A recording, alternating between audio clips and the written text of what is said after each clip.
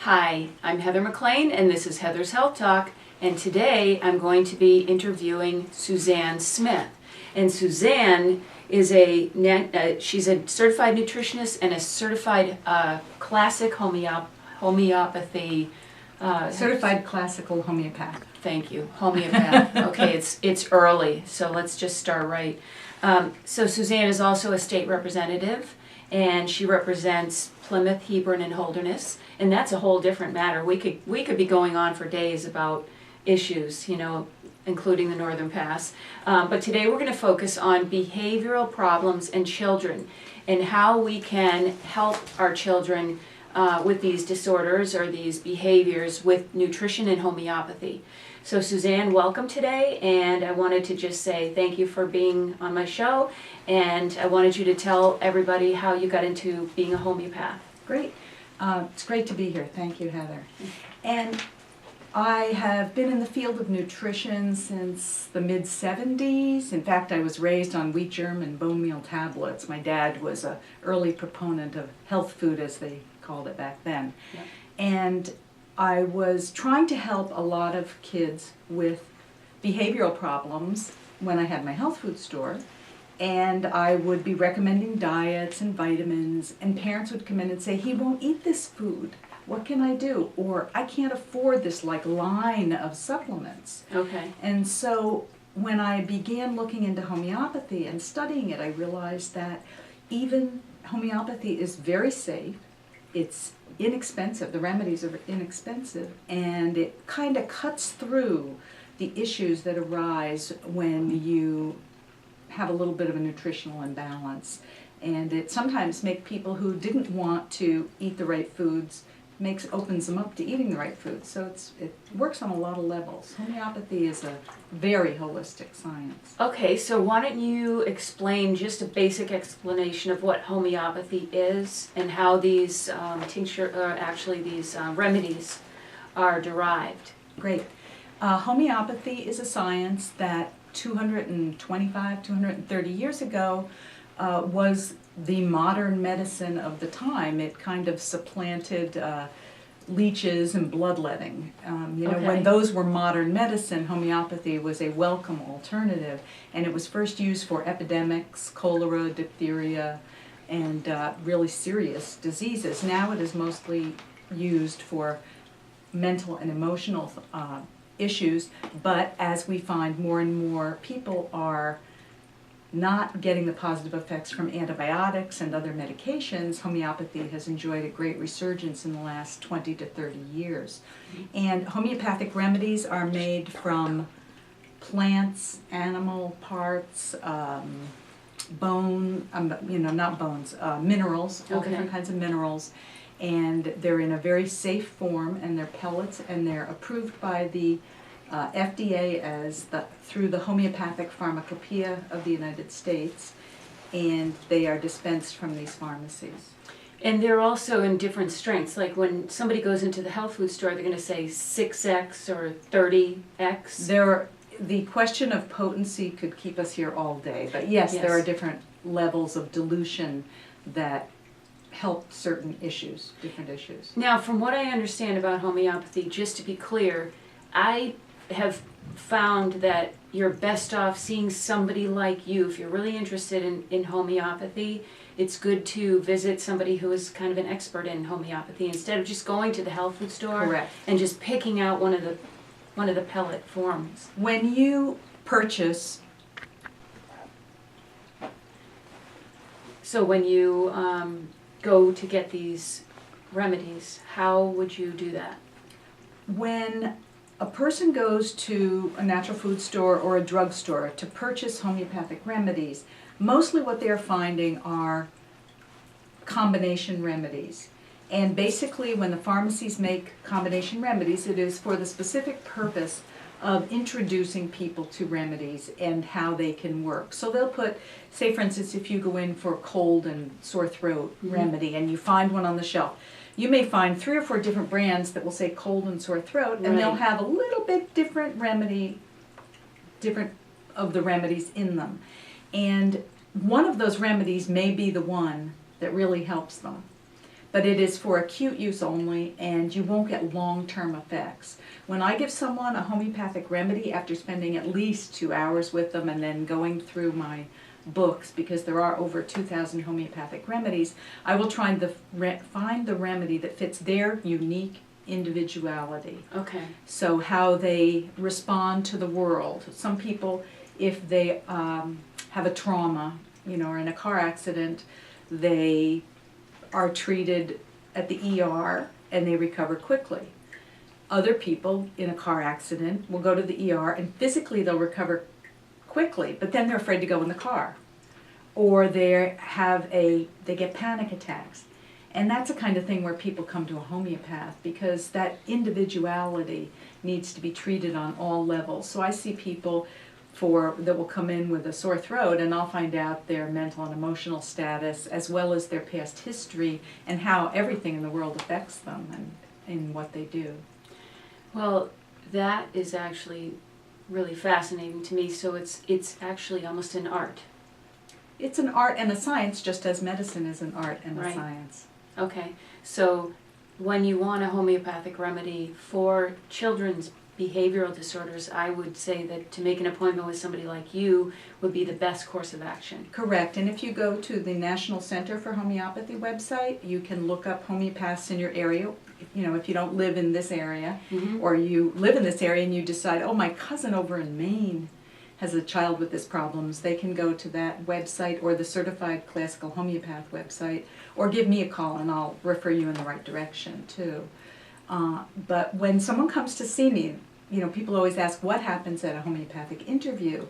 And with children, if I'm dealing with a child that's 2 to 4 to 7 years old, a lot of times, a lot of what I do is just trying to figure out how they cope with life.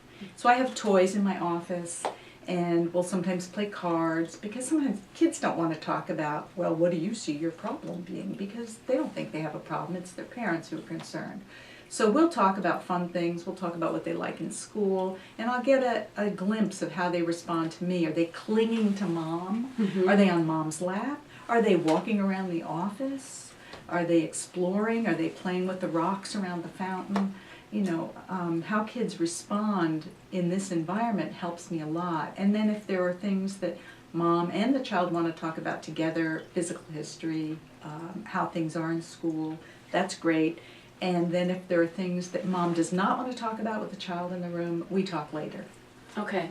Now this whole aspect of children's behaviors, we had talked right before the camera went on, and I said, how about ADD, ADHD, and there's autism, and you said I hate labels. Okay.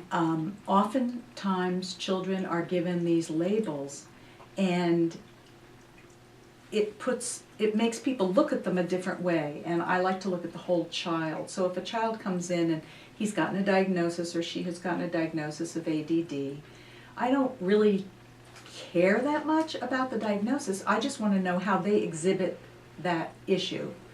And oftentimes child will be saddled with ADHD, ODD, autism spectrum, PDD. I mean, there are so many. I went to a health fair a few years ago, and there was a table for NDD. And I was like, what is that one? I never heard of that. And what it's is it? Nature Deficit Disorder. Because we have so many children who don't play outside. So I've heard of this. Yeah. Oh my I have gosh. one family that comes to see me, and when I'm seeing the mom, the kids will be out playing, and she's like, oh, they're fine. They need to be outside playing. It's just they're so structured nowadays that I think many of the problems that they encounter could be fixed by changing their diet, less sugar, less artificial sweeteners, and more activities, more recess, and less buckling down at age 7. Okay, well, we're going to talk now we're going to go into the nutrition portion, Correct. which ties back into the homeopathic portion. Right. Because in my own view, we always want to start with diet, because literally you are what you eat. You are what you absorb of Yes. what you eat. There you go. And what we have is a society where at least over 300 alone food additives have been put into our food system and considered completely safe. alone, through their studies, approved by the FDA, and that doesn't include the other 30,000 chemicals that are being spewed into our environment or somehow into our food through pesticides and all of that.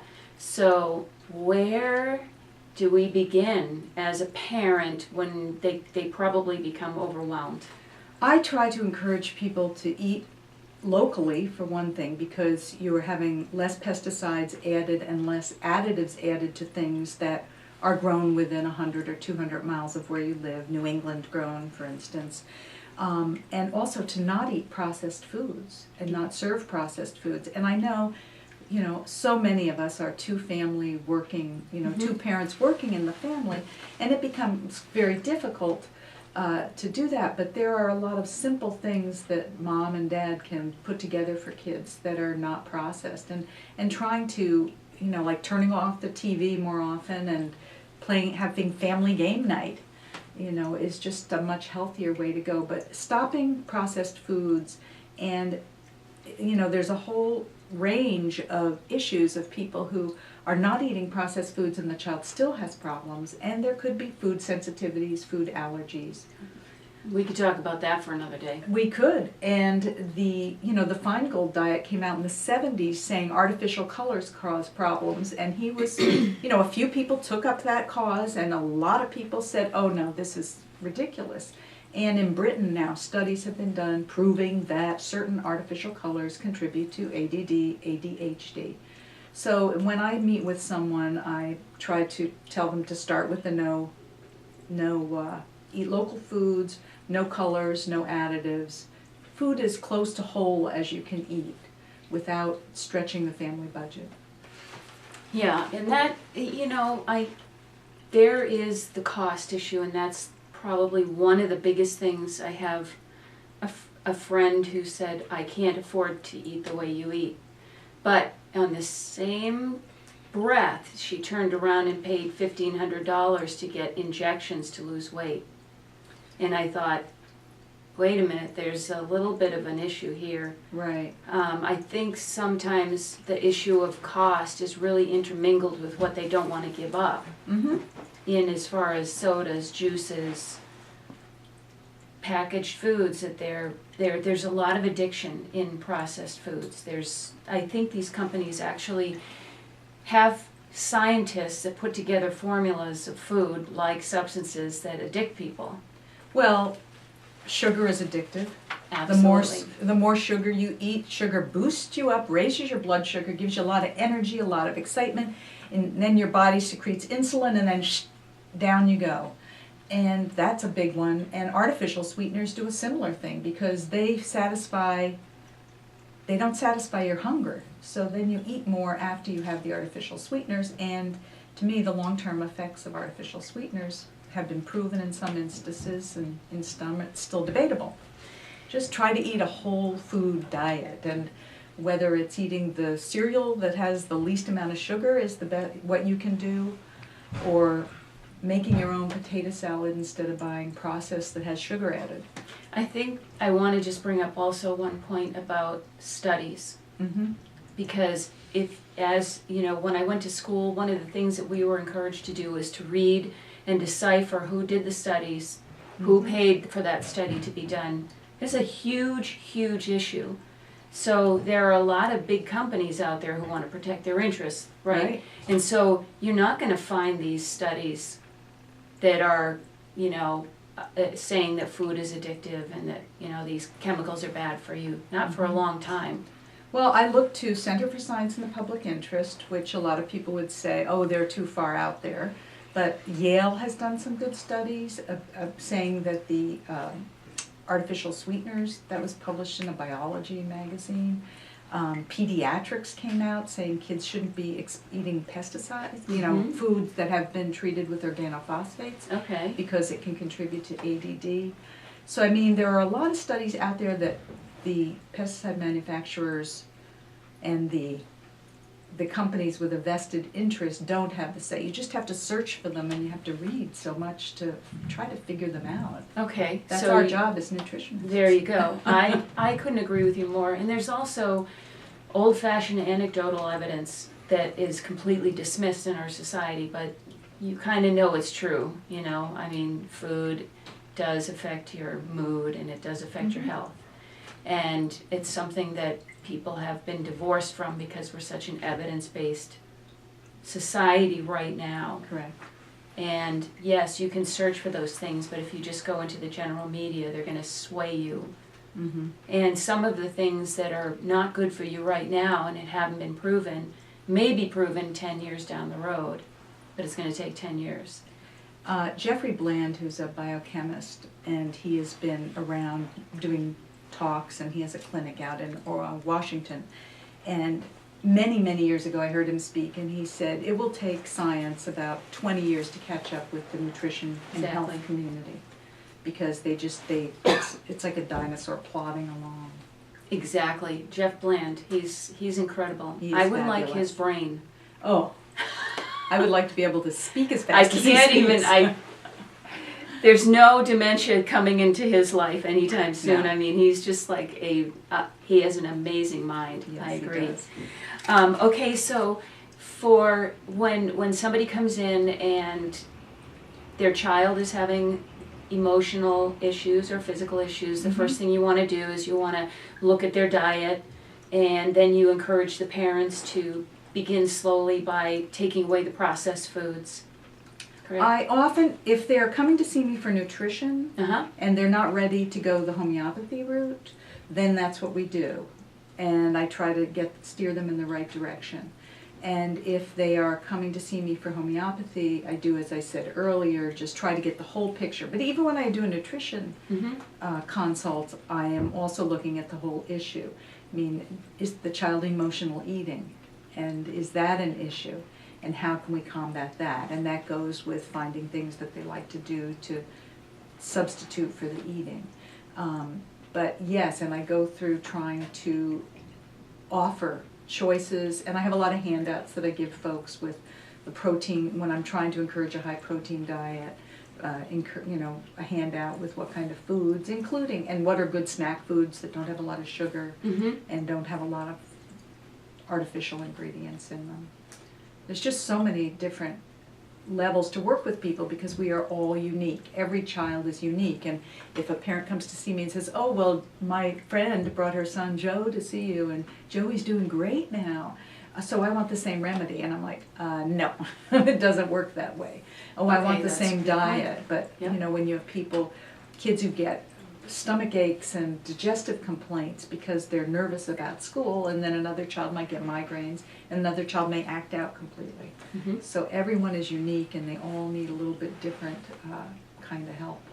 That is so true. Everybody comes in their own sort of universe of, you know, biochemical makeup, and that couldn't be more true, is this whole biochemical individuality. Correct. So, and so that's where practicing medicine and homeopathy and nutrition becomes an art.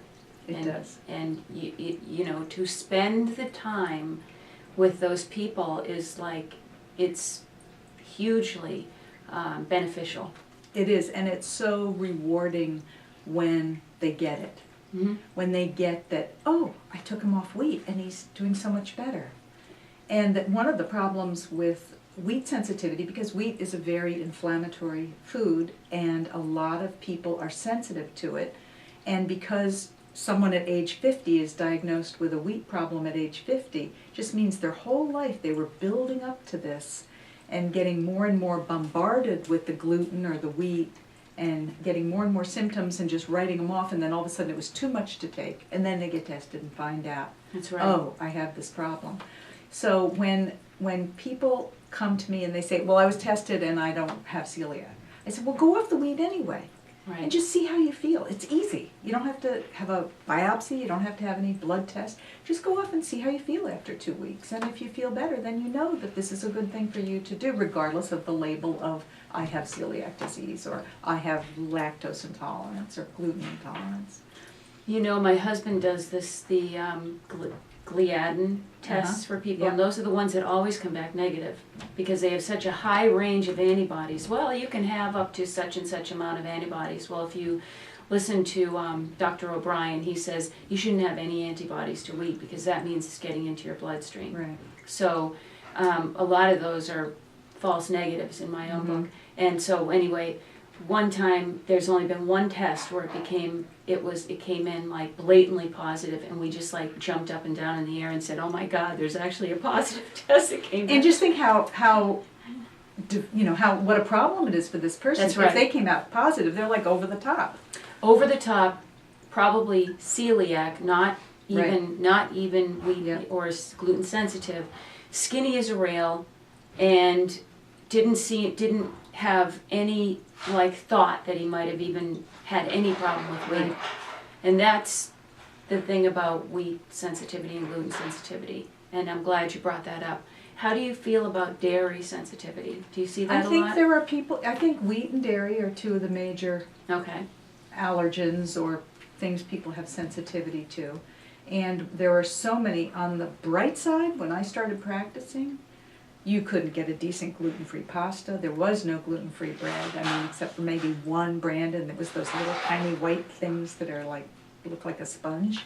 And now the variety of foods that are available for those who are trying to stay off gluten or who have been diagnosed, and the variety of alternatives to milk, to dairy, to cow milk, whether it's soy yogurt or rice cheese or just how to make food delicious without piling cheese on top of it.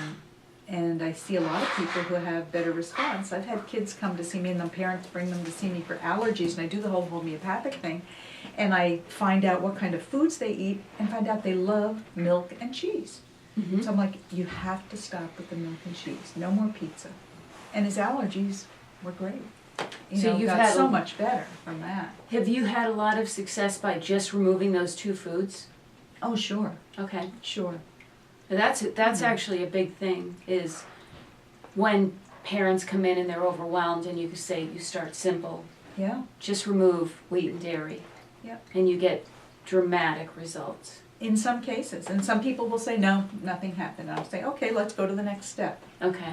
But, it's might as well rule out the simple things that are easy to do. Not so easy to do, but pretty simple to do. Now on another, just a quick subject, I want to bring in the subject of genetically modified organisms, GMOs. Oh, do we have another hour? I know. That could be a panel discussion, right? Yeah. But you were mentioning the pesticides, organophosphates. Right. Glyphosate. Glyphosate, thank you. And that's the one that is packaged with all the GMOs. Glyphosate is Roundup, which is sold over the counter. And because it's sold over the counter, everyone thinks it's safe. Okay. I won't say everyone. You can read the fine print, which is very, very fine. I introduced legislation 2 and 3 years ago to stop allowing pesticide use on lawns around schools and where kids play, daycare centers and schools. And the pesticide industry sent in experts from all over the country. In fact, there was an article in the paper that said that our committee in the legislature was keeping the airlines in business because of all the people they would fly in every week.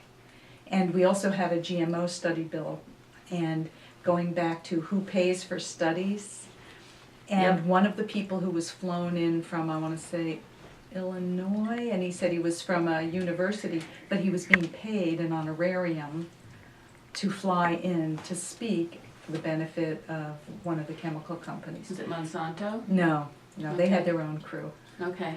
That was a different one. But, they have a lot of people, and they speak very well, and they convince people that their products are safe when used as directed. But the thing with the GMOs, with the Roundup, is that now they have the Roundup Ready crops, which means the crop is not susceptible to Roundup.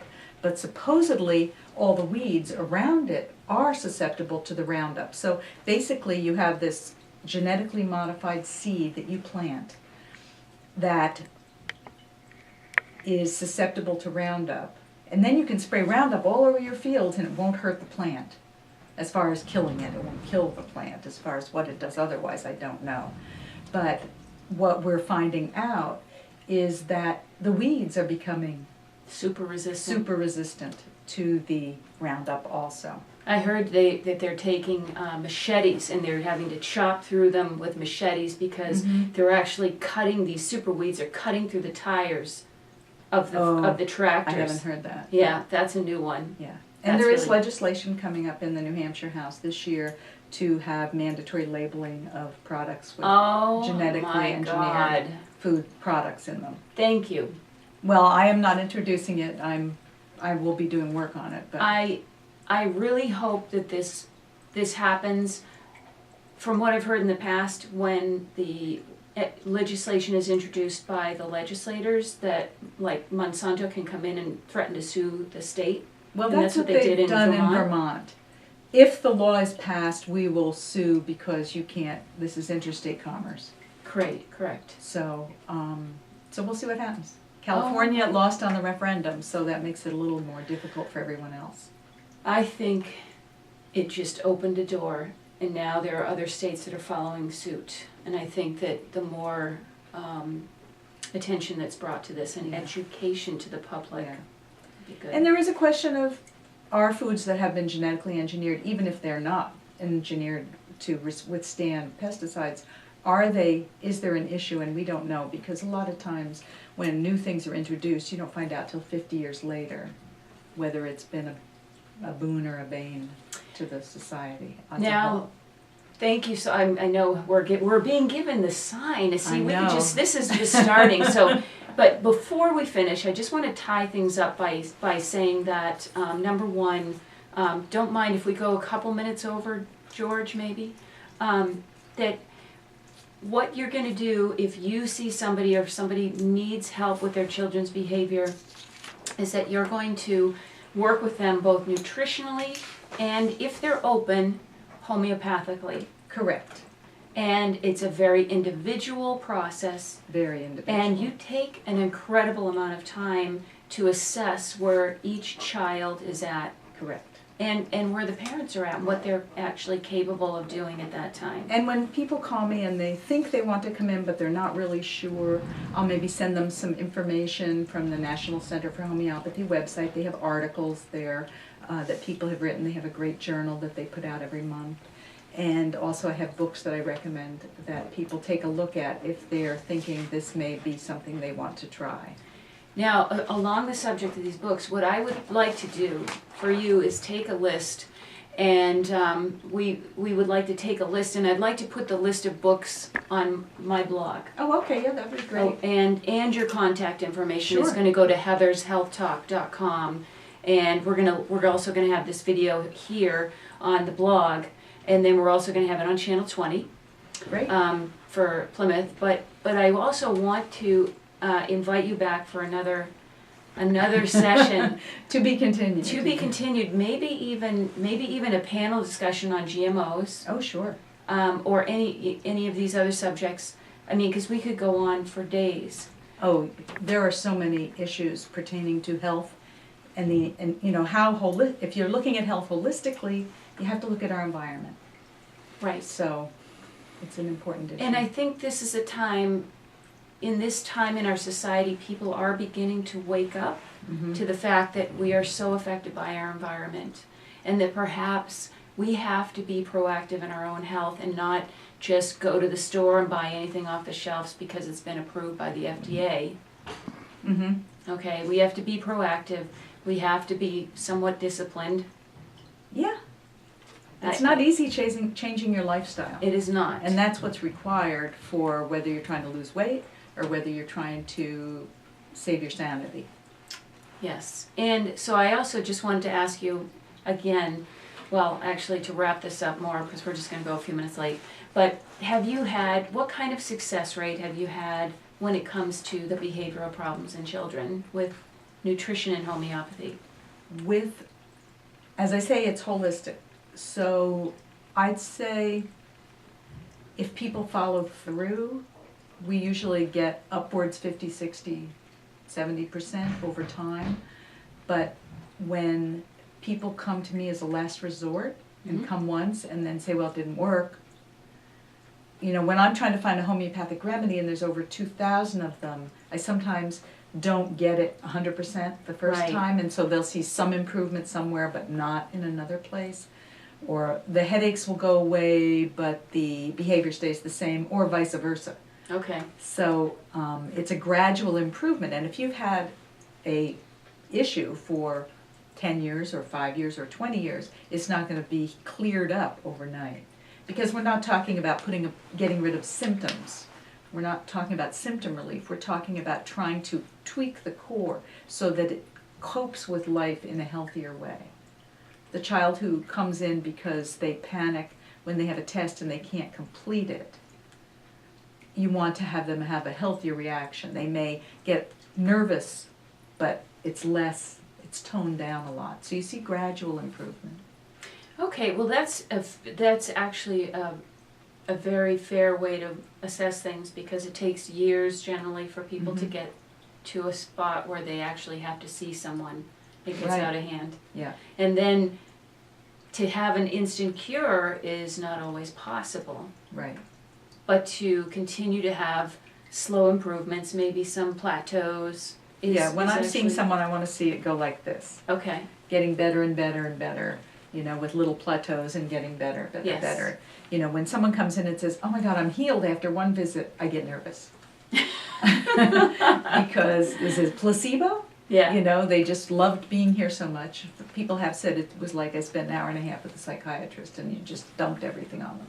And now I feel much better. Mm-hmm. And that helps a lot, but it usually isn't a permanent fix. Very well said. I've really enjoyed this conversation. It just hasn't been long enough. Great. So is there anything else you'd like to say, and however, maybe your contact information where people can get a hold of you? If people want to reach me, I'm available at 744-9064. Okay. That's my phone number. And also I have an email address, which difficult to say over the phone, but ZANNE, like Suzanne, but ZANNE, with the number 1 @metrocast.net.